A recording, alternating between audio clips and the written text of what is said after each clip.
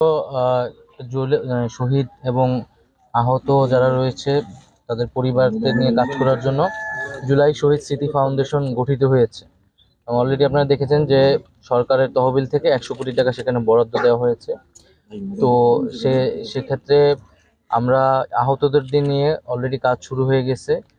আমরা তাদের কাছে জরুরি আর্থিক সহায়তাটা এখন পৌঁছে দিচ্ছি।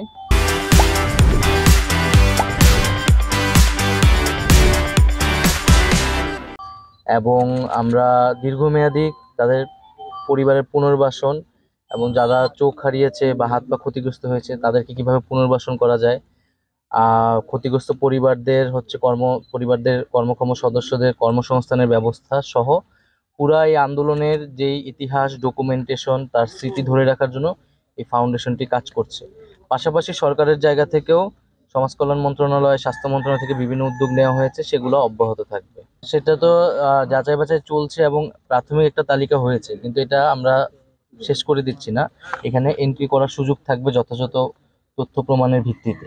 এই সুযোগটা পরবর্তী থাকবে, কারণ অনেকেই তো আসলে গুমও হয়েছে, অনেকের নিখোঁজ পাওয়া যাচ্ছে না। সো এটা একটা সম্পূর্ণ তথ্য আসতে হয়তো আমাদের সময় লাগবে, কিন্তু প্রাথমিক যে তালিকাটি, সেই তালিকায় একটা তো 707 জনের শহীদের তালিকা স্বাস্থ্য মন্ত্রণালয় থেকে অলরেডি আপলোড করা হয়েছে, যাতে সবাই মেসেজ দিতে পারে যে আরও কেউ শহীদ হয়েছে কিনা। আমরা সব জেলা প্রশাসকের কাছেও তথ্য চেয়েছি, বৈষম্যবিধি ছাত্র আন্দোলন তাদের কাছেও তথ্য চেয়েছি, এবং বৈষম্যবিধি ছাত্র আন্দোলন তারা একটা তালিকা করেছে আবার 1400 জনের।